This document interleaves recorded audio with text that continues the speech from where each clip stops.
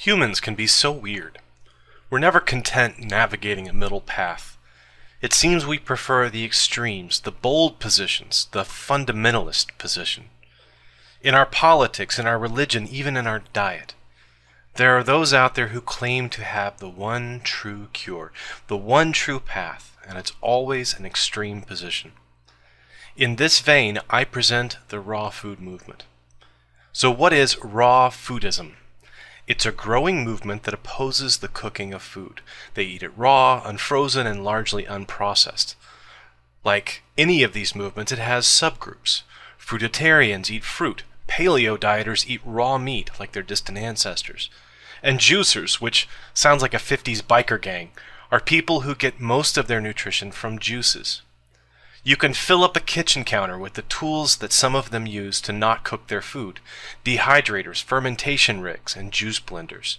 There are shelves of books at your local bookstore, and thousands of commercial websites and recipe databases. It's a going enterprise.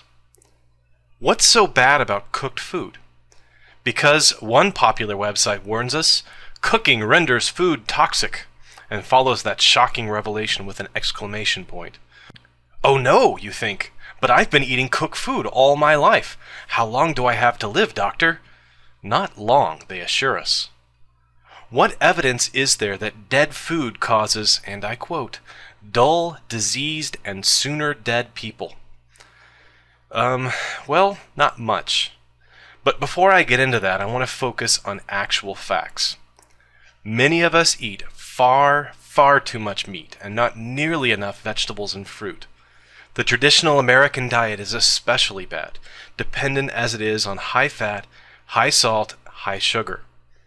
There is no doubt that diet has a profound impact on cancer risk, heart disease, diabetes, general health and fitness, and the health of our children. This is not a secret.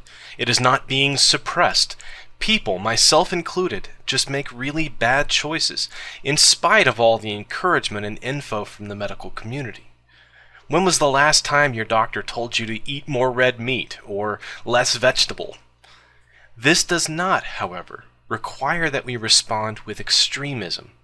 It's possible to eat a hamburger every once in a while and not drop dead at 40.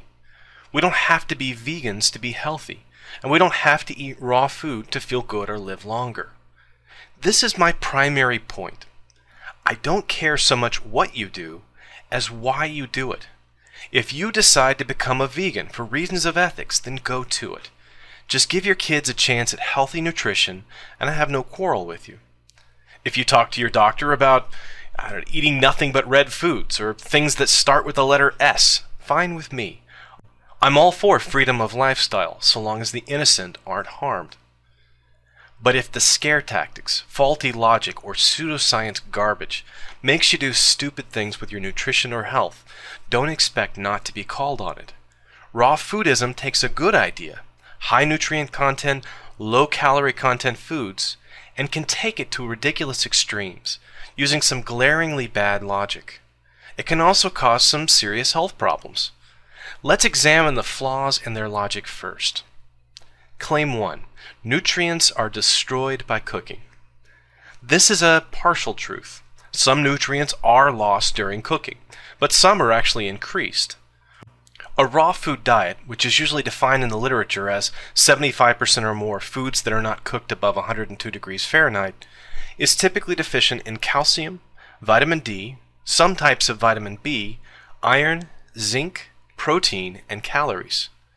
There are two reasons for this. One, these low-density foods require a larger amount be consumed for the same nutrition. Remember that cooking often removes water and bulk. As an example, here are the nutrient contents of a cup of spinach with and without cooking. Note that the serving weights are very different for a cup. On a cup-to-cup volume comparison, cooked spinach is more anti-inflammatory, has 6 times the amount of usable vitamin A, double the amount of vitamin C, and 8 times the amount of calcium. If we go per unit weight in the comparison, the differences largely disappear. It's primarily the bulk that makes the difference. This is great for weight reduction, not so great for people already underweight, and especially children or nursing mothers. 2. Some nutrients are not available to be absorbed in raw foods. Cooking either releases them or destroys what are called anti-nutrient factors. Let's look at the nutrition data for 100 grams of broccoli, cooked versus raw, weight to weight. Note that cooked broccoli is a better source of protein, is more anti-inflammatory, and has higher nutrient availability. We also see the same thing in cooked spinach. In the case of spinach, oxalates in the leaf prevent us from utilizing the abundant calcium and iron unless it's eaten along with extra vitamin C in our meal. The iron obtained from meat is much more bioavailable, but I personally don't recommend eating it raw for health reasons. You can get a normal amount of nutrients with raw food, but not without some careful planning and monitoring. One assertion that I can say is factually false is that fiber is lost during cooking. One silly statement I found was that all cellulose was converted to simple sugars in boiling water. Try taking a twig off a tree and dump it in boiling water. Does it dissolve instantly? In fact, studies show that blanching or boiling has the effect of solubilizing some fiber, making it the highly desirable soluble fiber that has been demonstrated to lower total cholesterol and regulate blood sugar in diabetics. Claim 2. Food contains vital enzymes that benefit our health. Here's where the woo really gets started. Yes, raw foods do contain enzymes, but we place them in our mouths where they get ground up and mixed with enzymes to begin breaking down all the proteins. Then they pass to the stomach where they're mixed with enzymes and acid, which effectively kills what's left of the protein enzymes. I'm sure some very rare few survive to make it into the intestines, but so what? They aren't going to be a factor in nutrition at this point. The website I'm using here argues that enzymes are simply inactivated by the stomach contents, but they reactivate in the more alkaline intestine.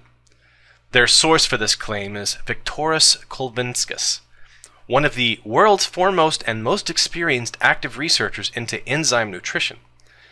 Yeah, unfortunately, Viktoras has a master's degree in pure mathematics and has never published a single paper. The only thing he's foremost in is bad advice.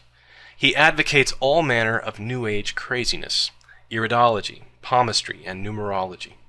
His worst idea, however, and this is saying a lot, is advocating blue-green algae consumption. The possible side effects are permanent paralysis and death. Blue-green algae is associated with a variety of toxins and is never a good idea as a snack. Why would we even want enzymes in our food? Because they aid in digestion. I can't find a single example of this in the science literature. They don't cite any evidence for their claim.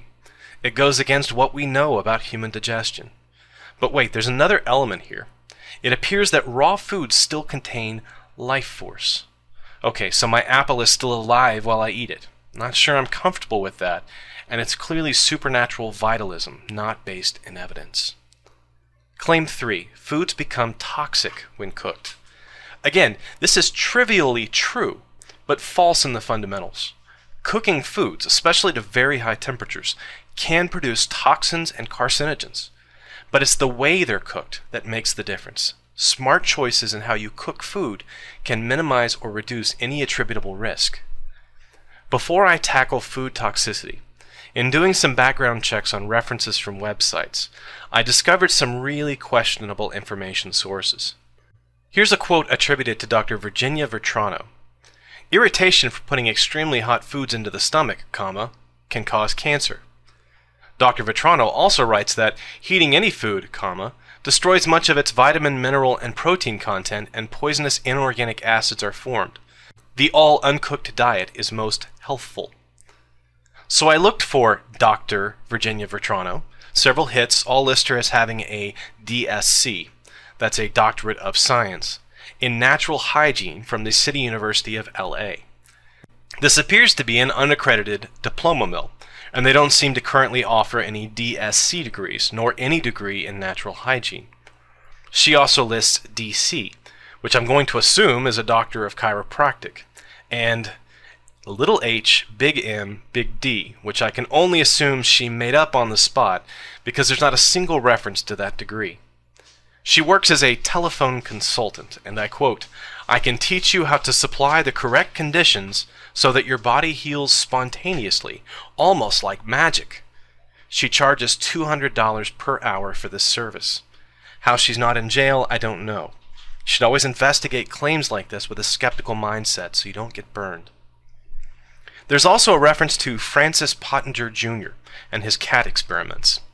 He fed half of them cooked meat and half raw meat, and the cooked meat group became sick over time.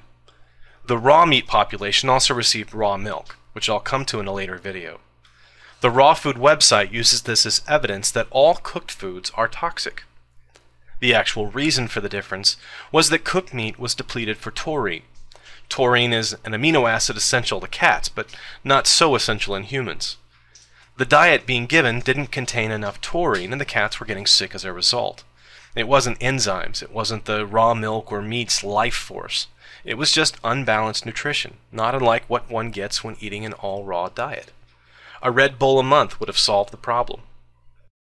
According to these websites, food becomes a deadly poison the moment it goes above 107 Fahrenheit. No paper I've ever seen, no textbook, has ever produced a study that supports these assertions, and their only reference are these questionable inner circle individuals. What was most amazing to me is they didn't talk about the very real, actual risk of heterocyclic amines, benzopyrenes, and nitrites, all found in delicious, delicious bacon, cooked up golden and crispy. Any grilled meat is going to have a bit of carcinogen, and will increase your risk of stomach cancer. You can reduce the amount of some of these by up to 90% by marinating with a little olive oil and lemon juice, or red wine, or just don't grill if it's a concern for you. Claim 4. We evolved to eat raw foods. This is bad logic, and essentially false. It is true that all animals, which includes our shared primate ancestors, are unable to cook their food and have adapted to a raw diet. But there have been a few changes to human physiology since we shared that ancestor. The earliest evidence of cooked food dates back to 2 million years ago, although it wasn't really harnessed for cooking until about 400,000 years ago. But that's a mighty long time in human history. Lucy, the most famous Australopithecine, shows the sign of eating raw foods. Her teeth were much larger, her skull was flattened to give more room for muscle attachment, and her jaw was much larger. It would not be until Homo erectus that we would start to see physical changes, like decreased teeth size, rounder skulls to hold our larger brains, rather than flatter skulls to serve as anchor points for jaw muscles needed for grinding. Homo erectus, who left behind fire-blackened rocks from their cooking, also showed a decrease in sexual dimorphism, which suggests that they had begun male-female pairing, rather than harem-type polygamy, probably as a result of a much expanded food repertoire, most probably roots or seeds that are toxic without cooking. Cooking changed the way our groups worked. Males, rather than competing for dominance of the harem, would have begun to cooperate to ensure the safety of their own families. Populations would have expanded, which was the first step to the tribal group's organization that eventually led to civilization. Meat cooking likely came after root cooking, but there are many sources of protein that are inedible without heat denaturing. The science strongly supports the fact that not only have we evolved to eat cooked foods from before Homo sapiens was a species, but the modern appearance and behavior of humans was strongly influenced by our ability to harness the inedible and increase nutritive value of our food by cooking. I'm going to split this video up and discuss the possible dangers of raw food in another section. In this part, I hope I managed to convey the bad logic behind the extremes of raw foodism. It's hard to gripe about a diet that contains the things that are most missing from the American and some European diets: fresh fruits and vegetables. I hope you take away from this video my central point, which I will reiterate again. It's not what you do so much as why you do it. Personally, I find these arguments all the more disappointing because they miss the real reason to eat more fruits and vegetables. They're just better for you, and they correct an imbalance in many of our diets. We don't need magical thinking, vitalism, or scare tactics to come to that conclusion. We don't have to imbalance our diets in the other direction either. It's perfectly possible to eat well, live well, and be well without any kind of ism or movement. It's just not as exciting.